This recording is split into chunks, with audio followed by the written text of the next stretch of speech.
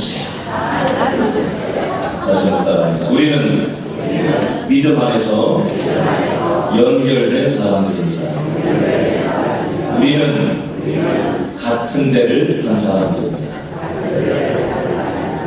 아멘. 우리 앞뒤 좌우에 다시 한번 인사하겠습니다. 하나님이 당신을 끔찍히 하십니다.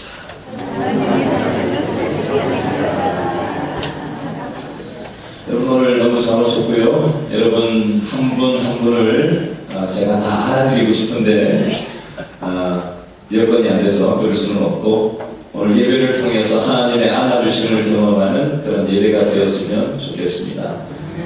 여러분 오늘 읽었던 사도행전 10장 말씀에 보면 고넬료라는 사람이 나와요. 근데 고넬료라는 사람이 고넬료 되기 위해서는 지난주 본문이었던 베드로가 없었다면 고넬료가 될 수 없었고, 고넬료와 또 연결되어 있는 사도행전 8장에 나오는 빌립이 없었다면 고넬료가 될 수 없었을 것입니다.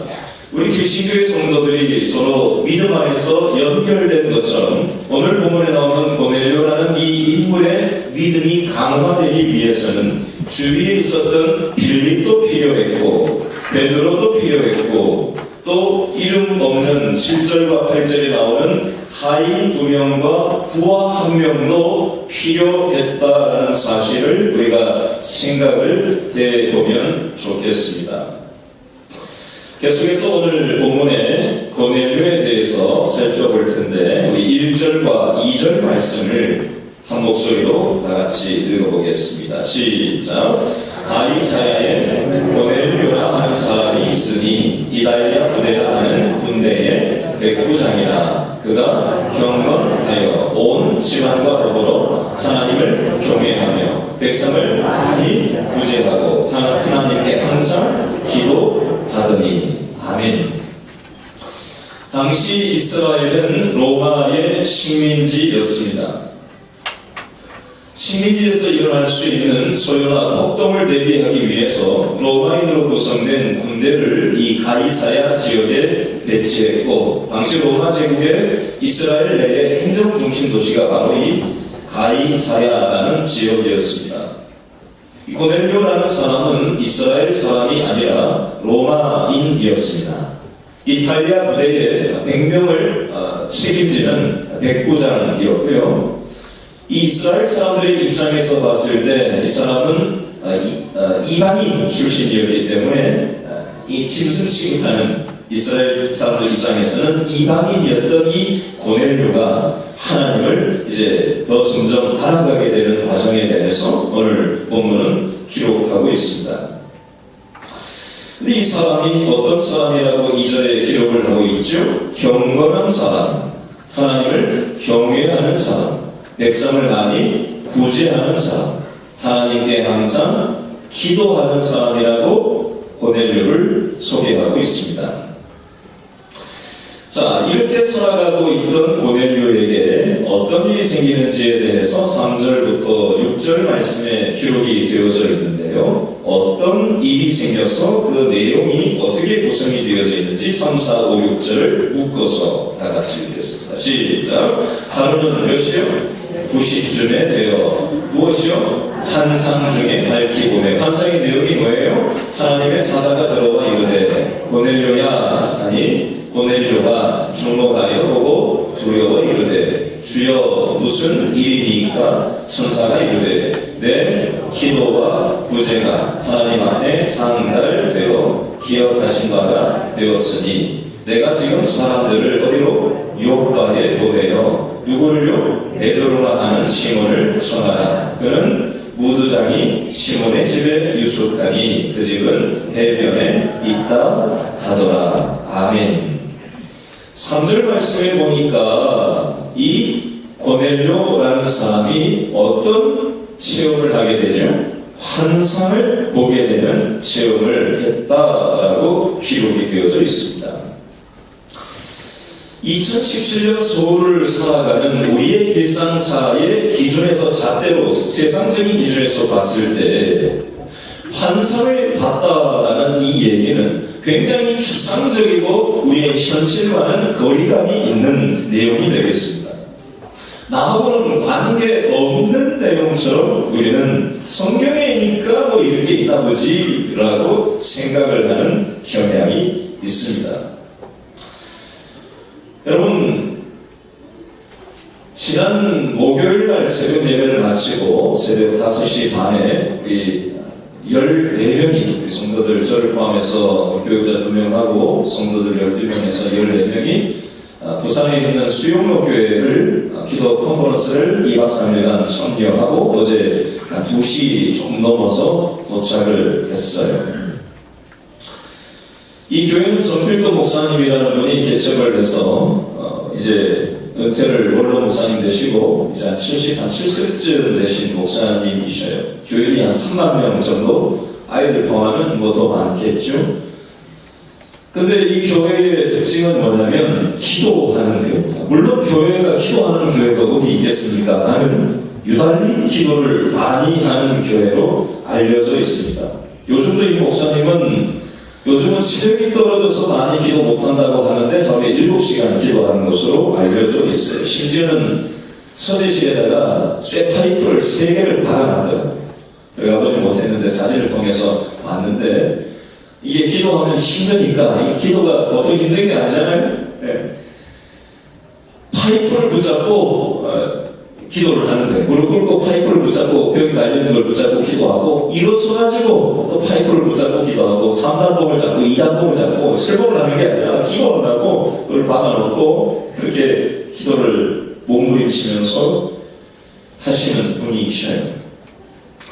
이 목사님이 목회를 하던 중에 또 개인적인 일상의 삶 가운데 이런저런 신앙생활을 하는 여정 속에서 하나님께서 환상을 보여주시고 또 하나님께서 말씀을 주시기도 하고 깨우침을 주시기도 했던 이런저런 내용들을 얘기를 해주셨어요. 1부 때는 아까 말씀을 안 드렸는데 제가 이 중에 핵심적인 내용을 잠깐 말씀드리려고 이거 100만 내용입니다 하면서 얘기를 해주시는데 이 기도하는 습관을 가진 3종류의 성도들이 있는데요. 첫 번째는 얕은 물에서 기도하는 사람들이에요. 이 사람들은 예배 땡 하면 집에 가버려요. 기도도 안 해요. 그냥 뭐 남들 앞에서 대표 기도하면 그냥 고개 숙이고 앉아있고 끝나면 그냥 가는 거예요. 평상시 일상생활 속에 기도하는 거라고는 밥 먹을 때 잠깐 기도하는 정도, 이거 말고는 없는 기도하는 습관을 가진 얕은 불에서 기도하는 사람들이 첫 번째가 있습니다.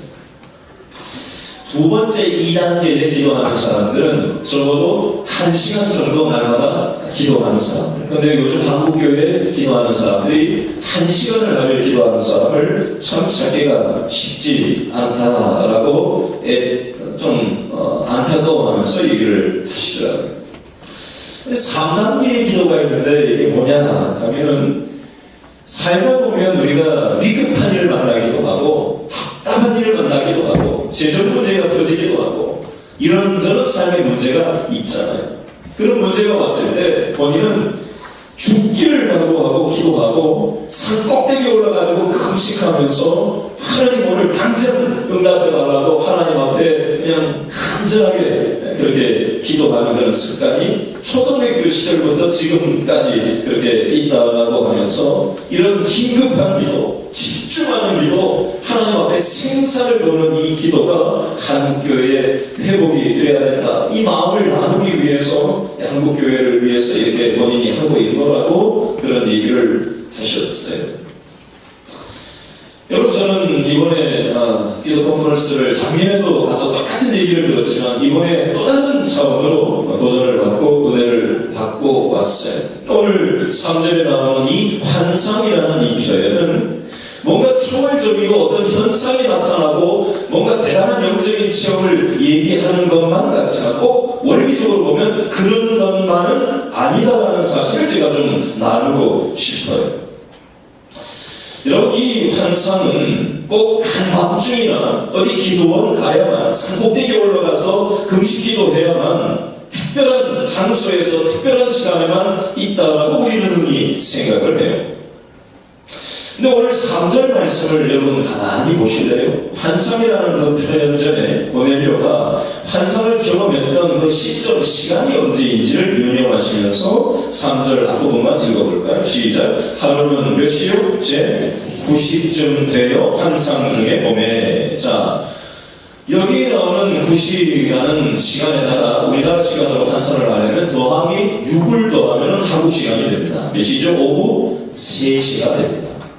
오후 3시는 일상을 살아가는 그런 시간이에요. 새벽이 아니에요. 그리고 고넬료가 지금 기도했던 장소도 완전 무슨 우리로 치면 기도원 가서 기도하다가 환상받고 이런 게 아니고 특별한 장소, 특별한 시간이 아니라 자신의 일상의 자리, 일상의 시간 속에서 하나님의 음성을 듣고 하나님의 환상을 경험하고 있더라는 것입니다.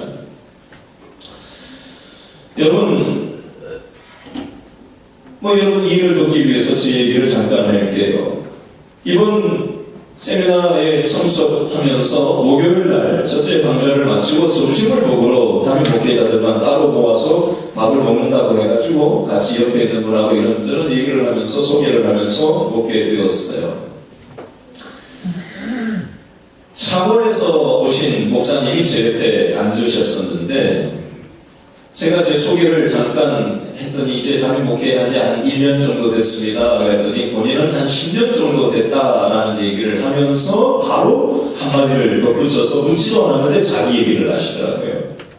본인도 담임 목사한 지 초창기 때는 성도들을 자기가 변화시키기 위해서 애를 쓰다는 얘기를 하더라고요. 관심이 거기 있었대.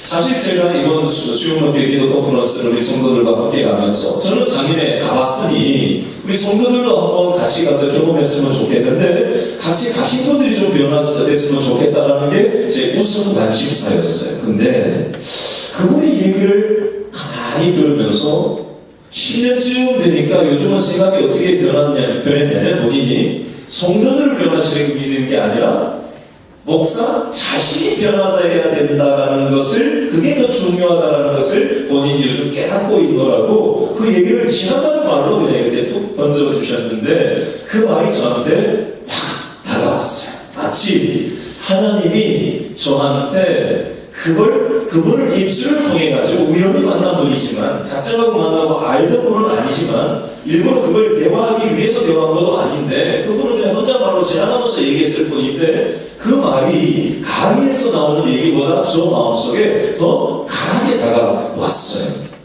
그래서 제가 마음을 다시 한번 제 자신의 동기나 자세를 돌아보고, 이걸 성도들을 은혜받게 하기 위한 게 아니라 내 자신이 은혜받는데 더 집중을 해야 되겠다는 마음을 하나님이 가지기를 원하시는구나 라는 생각을 해보게 됐어요.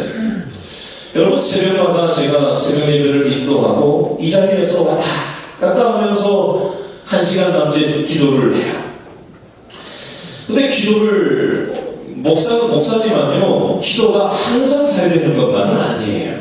어떤 날은 기도줄이 딱 잡혀가지고 내가 생각해가지고 그걸 지어내서 기도하는 게 있고요. 하나님의 기도를 시키시는 게 있어요. 막 기도를 내 생각보다 앞서시는 하나님의 기도를 하게 하셔서 막 튀어나오는 기도가 있어요. 그렇게 하나님께서 주시는 마음에 잡혀가지고 기도를 막 하다 보면 하나님이 믿음의 생각들을 막 주셔요. 모든 영역들에 대해서 믿음의 관점으로 바라보고 하나님이 믿음으로 꿈꾸게 하시고 믿음으로 하나님께서 일하신 것에 대한 믿음의 확신들을 주셔요. 근데 똑같은 목사지만요, 어떤 때는요, 몸이 너무 힘들고 지칠 때는 기도가 잘 안 될 때도 있어요. 그리고 믿음이 안 생길 때도 소용시도 있어요. 그런 날은 믿음으로 봐주지 않고 믿음으로 생각되지 않고 인간적으로 생각이 들어요. 이거 되겠나? 변화되겠나? 이런저런 생각들이 있잖아요. 그런 인간적인 마음이 들 때가 소용시도 있어요. 여러분, 제가 오늘 일부 예배를 마치면서 이 부분을 다시 한번 이렇게 묵상을 하는데 하나님이 저한테 어떤 마음을 주시냐면, 목사에게도 하나님 믿음이 필요하고 기도가 필요하지만 제가 작게나 생각하는 게 뭐겠어요? 다른 목사가 생각하는 관심의 초점이 뭐겠어요? 결국 우리 길신교회 성도들 한 사람도 예외 없이 하나님께 사로잡히는 기도자가 됐으면 좋겠고, 날마다 믿음의 꿈을 꾸는 사람들이 됐으면 좋겠고, 하나님의 그 음성을 듣는 사람이 되었으면 좋겠다. 나는 그런 믿음의 마음을 가지고 이 부분을 생각을 해보게 되었어요. 여러분, 오늘 이 자리에 모인 우리 모든 길신의 성도들, 그저 눈으로 보이는 물리적인 환경, 내 처한 형편만 바라보는 인간적인 믿음 생활이 아니라 눈에 보이지는 않고 손에 잡히지는 않지만 하나님께서 우리를 위해서 지금도 기도해주고 계시다는 사실이 느껴지는 신앙생활이 됐으면 좋겠어요. 그리고 이 말씀을 붙잡고 믿음으로 하나님 앞에 기도의 자리로 나아가서 믿음의 환상을 보고 믿음의 생각이 열리고 우리의 삶이 변화되는 축복의 인생이 다 될 수 있기를 바랍니다. 계속해서 우리 4절 말씀을 한 번 더 살펴볼 텐데요. 4절에 보니까 이 고넬료의 기도의 특징이 나옵니다. 한 번 더 읽어보면서 고넬료가 어떻게 기도 생활을 했나, 어떤 특징이 있나 유념하면서 4절을 다시 한번 다 같이 읽겠습니다. 시작. 고넬료가 주목하여 보고 두려워 이르되 주여 무슨 일이니까? 천사가 이르되 내 첫 번째 기도와 두 번째 구제가 하나님 앞에 상달되어 기억하신 바가 되었으니. 아멘. 고넬료의 기도의 특징은 뭐라고 적혀져 있죠? 첫 번째는 앉아서 기도만 한 게 아니라, 두 번째 뭐가 병행됐다고요? 삶이 뒷받침이 됐다라는 것이 강조점이 되겠습니다. 여러분, 기도는 앉아서 말로만 하는 게 아니에요. 진정성 있는 삶이 뒷받침이 돼야지 그것이 진정한 믿음이다라는 사실을 여기서 강조하고 있습니다. 하나님께서 이 고넬료의 기도를 응답하시고 기뻐하셔서 고넬료에게 환상을 통해서 말씀하시고 하나님의 마음을 나타내 보여주신 이유가, 고넬료는 입만 기도한 게 아니라 삶으로도 진정성 있는 믿음이 있었기에 고넬료의 기도를 응답하시고 하나님의 음성을 나타내 보여주고 계시다라는 사실을 여기서 강조하고 있습니다. 계속해서 이 5절과 6절 말씀을 다시 한번 읽어볼 텐데, 5절에 있는 사람의 이름과 6절에 있는 비슷한 사람의 이름의 차이점이 무엇인지, 이 차이를 통해서 뭘 얘기하려고 하는지를 염두에 두면서 5, 6절을 다시 한번 읽어보겠습니다. 시작. 내가 지금 사람들을 요바에 보내어 누구를요? 베드로라 하는 시몬을 청하라. 6절. 그는 누구를요? 무두장이 시몬의 집에 유숙하니 그 집은 어디에? 해변에 있다 하더라. 아멘.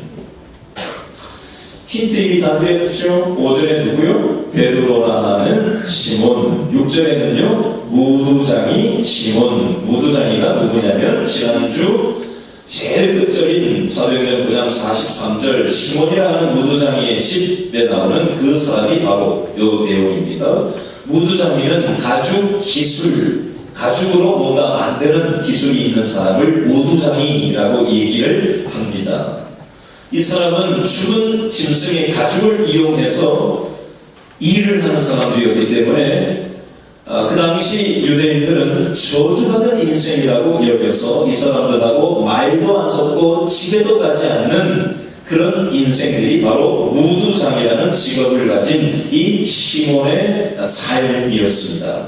이 무두장이 시몬, 그리고 베드로라 하는 시몬을 구별해서, 똑같은 시몬은 시몬인데 한 사람은 가죽 기술 업자고 한 사람은 베드로라고 이름이 뒤바뀐 사람이다라고 성경은 기록합니다. 그러면 베드로라 하는 시몬의 의미에 대해서 한번 먼저 살펴보려고 합니다. 베드로의 원래 그의 이름은 시몬이었습니다. 요한복음 1장 42절 말씀해 보니까 내가 요한의 아들 시몬이니 장차 게바라 하리라 하시니라. 가로 열고 게바는 번역하면 뭐라고요? 베드로라. 시몬이라는 이름의 뜻은 드름이라는 뜻입니다.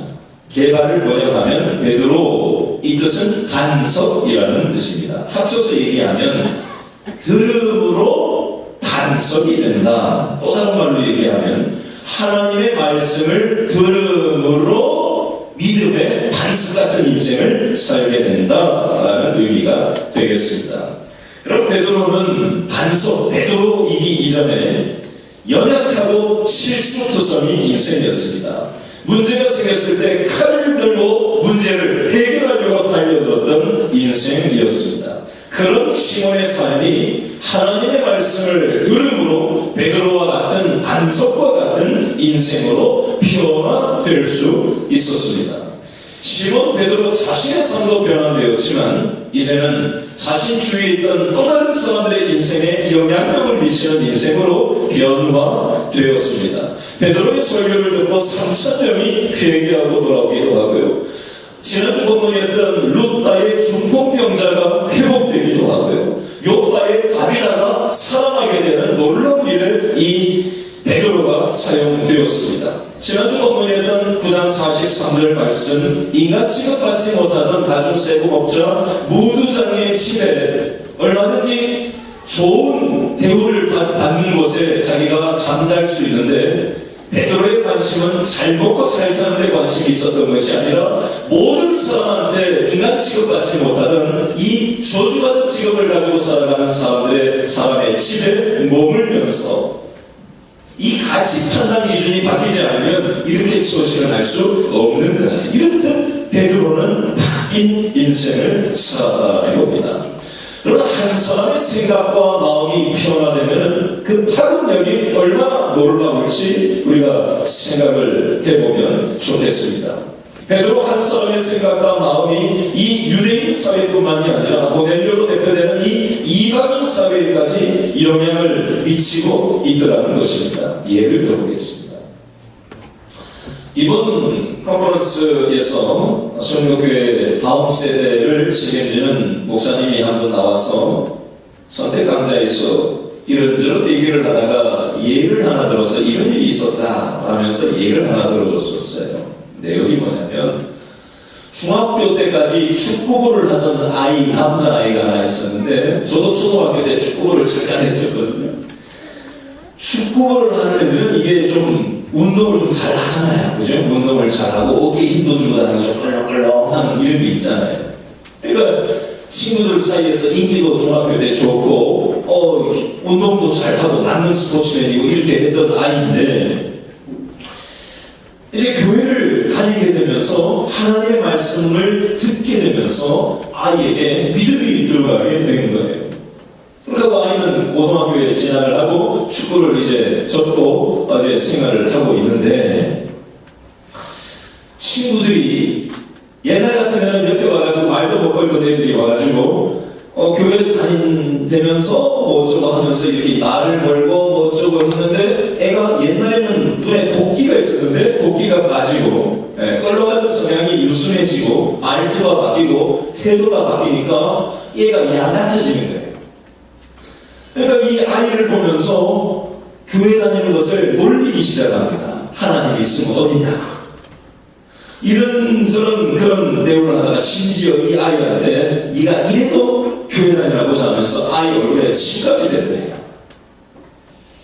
그래도 이 애가 성질내지 않고 내가 예수님 믿기 때문에 참고 계속해서 그 시간들을 보냈는데 심지어 이걸 왕따를 시키고 아이들이 몰려와가지고 어떻게까지 하냐면 고3 때 하도 두드려 패가지고 요즘도 이런 일이 있나 싶은데 하도 두드려 패가지고 막 몇 방울 깨매고 눈도 깨매고 뭐 귀도 찢어지고 뭐 이래가지고 전도사님이 목사님이 조사님이 담당자가 있는데 애가 고등부에 고3이 아이가 교회를 오는데 눈을 어떻게 몸도 못 가누고 눈도 막 퉁퉁 부어가지고 맞장구를 붙여가지고 제대로 보이지도 않게 해서 이렇게 해서 어떻게 가고 이러고 오더래요. 너 왜 이렇게 됐냐 했더니 학교에서 예수 믿는다고 맞아서 이렇게 된다고 얘기를 하더라는 거예요.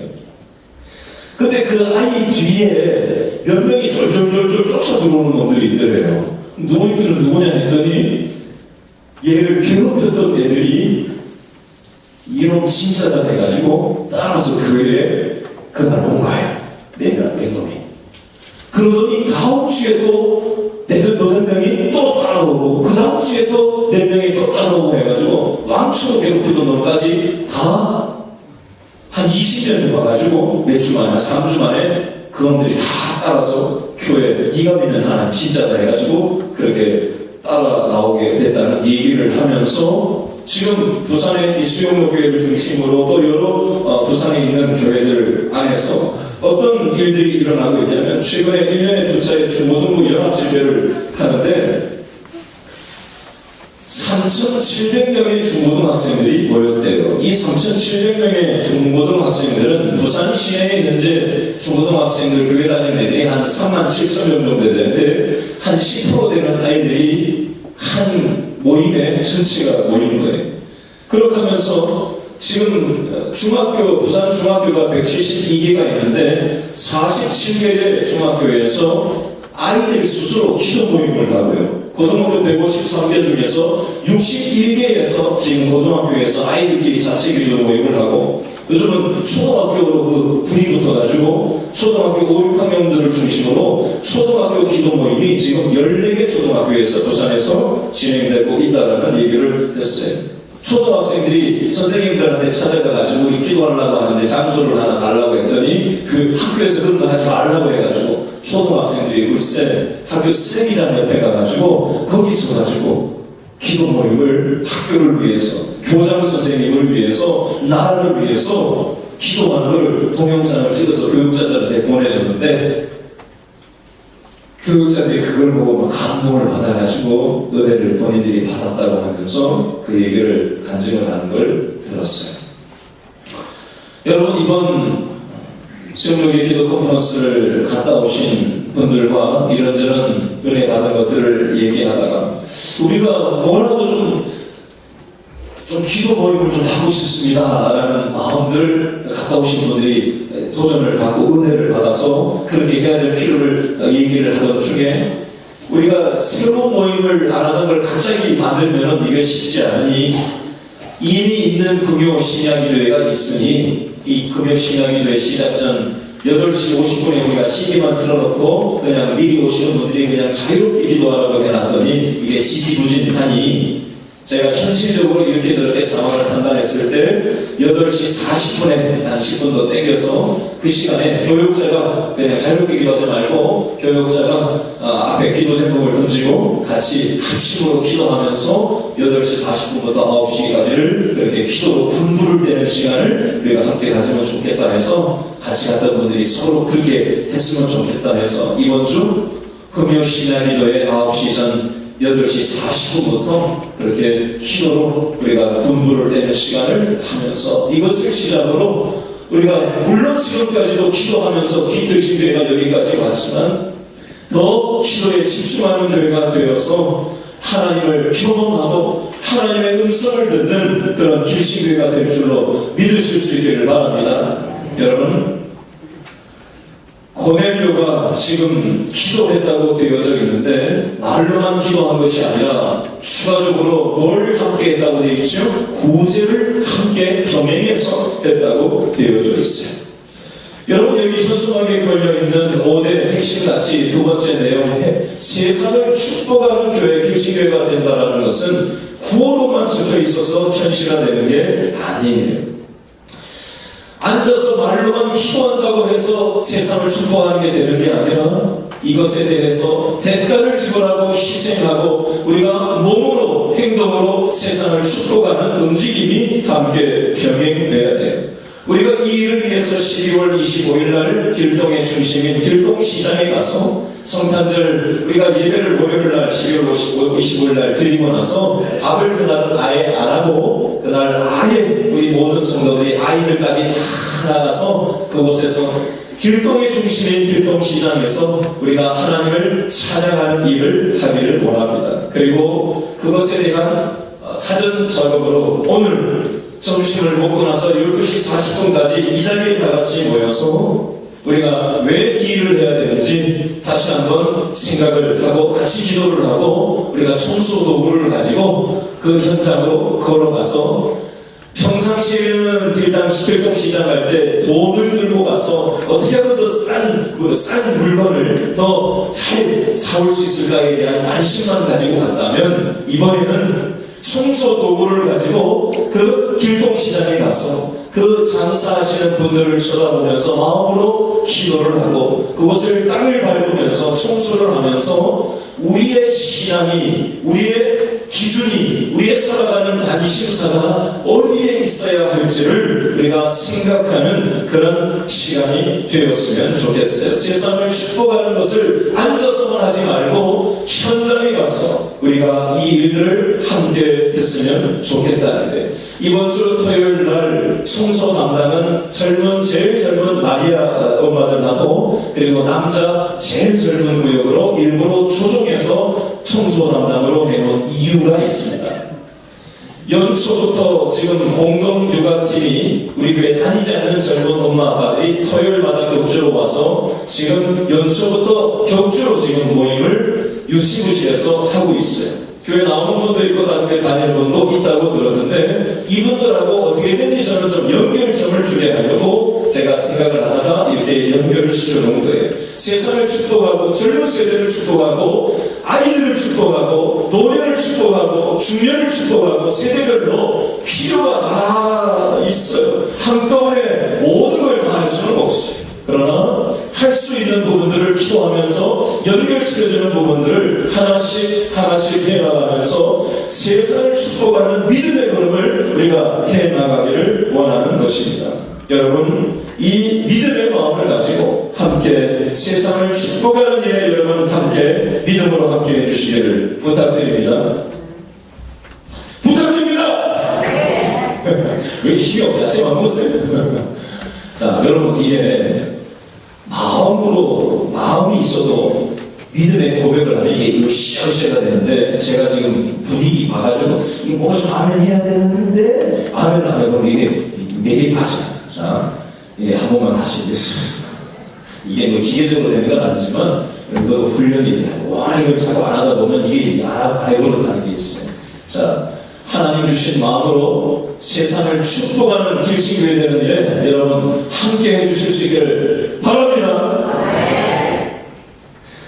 자, 우리 7절과 8절 말씀을 한 번 더 읽어보면서 여기에 무명의 이름 없는 세 사람이 나오고 있어요. 누가 나오는지, 이 사람이 어떤 일들을 했는지, 이것을 통해서 어떤 교훈이 있는지 7, 8절을 읽으면서 다시 한번 생각해 봤으면 좋겠어요. 7, 8절 다 같이 시작. 마침 말하던 천사가 떠나매 고넬료가 집안 하인 둘과 부하 가운데 경건한 사람 하나를 불러 이 일을 다 이루고 어디로? 요바로 보냅니다. 요바는 한 군데요. 한 50km 떨어져 있는 곳이었어요. 여기에 고넬료가 자기는 하나님의 음성을 듣고 환상을 받아가지고 확실한 믿음의 마음을 가졌지만 입장 바꿔놓고 생각해보세요. 하인들은 자기가 직접 환상 보고 하나님의 음성 들은 게 아니거든요.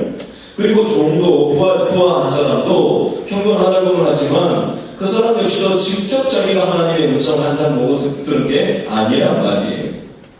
그럼 이 사람들 입장에서는 이런 생각이 들 수도 있지 않았을까요? 아니, 주인이 지금 하나님의 음성을 듣고 환상을 봐서 이런 일이 생겨서 너희들이 요파 항구까지 가가지고 거기 무두장이, 시몬이라는 무두장이 집에 베드로라고 하는 사람이 와 있는데 그 사람한테 자초지종을 얘기하고 그 사람을 데리고 모셔와라 라고 얘기를 딱 들었을 때 그거 환상 잠꼬대가 잘못 본 거 아닌가? 이렇게 생각할 수 있고요. 또 아니 거기가 어디라고 요즘은 내비게이션이라도 있고 요즘 전산처리도 뭐가 잘 돼 있어서 누가 어디 사는지 정확하게 이게 나오시지만 거기가 어디라고 한국에 가가지고 한국옷이 거기 요파항에 가가지고 도대체 어디에 그 사람이 사는지 실제로 그 베드로가 거기 와 있는 거 맞는지 만약 맞더라도 그 사람이 우리 이렇게 얘기한다고 같이 오려고 들지 전혀 답이 없는 상태잖아. 근데 이 사람들이 다음 주 본문 보면 바로 그 다음날 여기를 도착해서 그 베드로를 만나는 장면이 나오고 있습니다. 이것을 통해서 우리에게 교훈을 우리가 얻을 수 있는 게 한 가지가 있는데요. 따라합니다. 하나님의 일은 대단한 사람을 통해서만 하는 게 아니라 이름 없는 사람을 통해서도 하신다. 여러분, 대단한 목회자, 대단한 은혜 받은 사람들을 통해서만 하나님의 역사가 써지는 게 아니에요. 이름 없는 소수를 통해서, 이름 없는 사람들의 작은 최선을 통해서 하나님께서는 일하시는 줄로 믿으실 수 있기를 바랍니다. 부산 저희가 14명 가고 난 다음에 청소할 사람이 없을까봐 걱정을 많이 했는데 생각보다 또 많은 분들이 모셔가지고 또 함께 애쓰시고, 또 제가 와서 보니까 또 오늘 식사 준비한다고 여러분이 또 편하게 웃으시면서 주방에서 애를 쓰시는 그런 남모르는 수고와 헌신들을 통해서 우리 길신교회가 세워지는 줄로 믿습니다.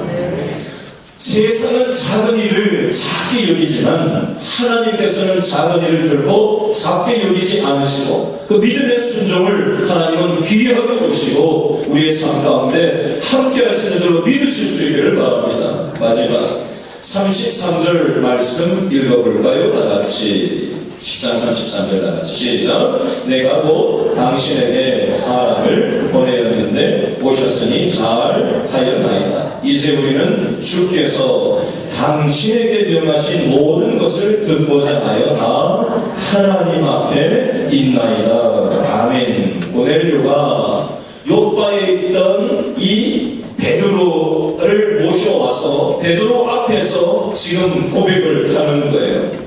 베드로는 하나님이 아니잖아요. 그러나 베드로의 말을 마치 하나님의 말과 같은 영적 권세를 가지고 내가 믿음으로 당신의 말을 하나님의 말처럼 믿음으로 대하고 내가 믿음으로 기도하면서 하나님 당신에게 말씀 주신 대로 내가 함께 이렇게 하겠다라고 믿음의 고백을 하고 있는 장면이 나옵니다. 저는 여기에서 이렇게 한번 얘기를 바꿔서 얘기해보고 싶어요. 여러분, 이 고넬료의 마음을 하나님은 귀하게 여기셔요. 여러분, 예배를 우리가 똑같이 이렇게 앉아서 드리는데요. 어떤 사람은요, 예배 드릴 때, 말씀 드릴 때 나에게 주시는 말씀으로 받는 사람이 있어요. 근데 어떤 사람은요, 뭐라고 얘기하나 하고 그냥 라디오 틀어놓은 것처럼 그냥 지나가는 것처럼 듣는 사람들이 있어요. 똑같은 시간이지만요, 그 마음의 자세는 확연하게 다릅니다. 그렇고요, 그 마음의 자세에 이어가다 기도할 때도 태도를 발리하게 만듭니다. 여러분, 땡 하면 집에 가는 사람은요, 기도를 밥 먹을 때 이상 하지 않습니다. 대체로 보면. 그러나 예배 드릴 때 한번 눈물을 흘려보고 예배 드릴 때 하나님을 생각을 한 번쯤 하면서 하나님의 마음을 스쳐 지나가면서라도 느껴본 사람은요, 기도할 때 다른 태도를 취하게 됩니다. 오늘 33절에 말씀하는 이 말씀에 여러 가지로 얘기를 할 수 있겠지만 저는 이렇게 적용해서 방금 얘기 드리고 싶어요. 이 마음, 하나님 앞에서 내가 예배자로 오늘 이 자리에 앉아 있습니다. 그리고 내 가정생활, 직장생활, 우리 아이들 키울 때 우리 일상의 영역 속에서 하나님이 원하시는 삶을 내가 살고 싶습니다 라는 진정성 있는 마음을 가지고 우리가 태도를 취하면 하나님께서 우리에게 왜 환상을 주시지 않고 왜 말씀해 주시지 않고 왜 하나님이 믿음의 생각을 주실 뿐만이 아니라 그 뒷감당을 안 해주시겠냐는 거예요. 여러분, 저와 여러분의 마음 가운데 순수한 마음이 회복됐으면 좋겠고 하나님의 음성 듣고자 엎드리는 태도가 있었으면 좋겠고 하나님 우리에게 믿음의 생각을 주셨다면 반드시 하나님에 대해 하나님의 방법으로 응답하실 줄로 믿고 의심하지 말고 계속해서 응답하실 때까지 기도해서 변화의 주인공이 되시고 축복의 인생 살아가는 우리 모든 길신의 성도들 한 분도 예외 없이 그런 삶을 살게 되기를 축복드립니다. 기도하겠습니다. 하나님, 여기에 모인 우리 모든 길신의 성도들이 고넬료처럼 하나님의 환상을 보는 믿음 생활을 할 수 있기를 원합니다. 하나님의 음성 듣는 사람들이 되기를 원합니다. 아버지 하나님, 세상의 물리적인 환경을 보고 그것에 영향받는 인생이 아니라 아버지 하나님, 기도하며 말씀 붙잡으며 아버지 하나님 주시는 믿음의 꿈을 꾸며 믿음의 대가를 지불하며 우리가 나갈 때에 아버지 하나님께서 우리의 나 자신부터 변화되게 하시고 우리 자녀가 변화되게 하시고 우리의 이웃이 변화되게 도와주시며 세상 지역이 길동이 변화되게 되는 놀라운 은혜를 우리가 함께 목도하게 도와주시옵소서. 하나님, 모든 것이 하나님의 것인 줄 알아 그 중에 일부를 11조로 구제의 물로 선교의 물로 감사의 물로 드리는 손길들이 있습니다. 그들의 마음을 받아주시고 경기가 너무나도 좋지 않고 이자율이 올라가서 불안감에 빠져있고 두려움에 빠져있는 우리 모든 가장들에게 우리 성도들 한 사람 한 사람 마음 가운데 은혜를 더하여 주셔서 이 어려운 경기 속에서 믿음으로 살아갈 수 있도록 인도하여 주시옵소서. 은혜를 베풀어 주시옵소서. 예수님의 이름으로 기도합니다.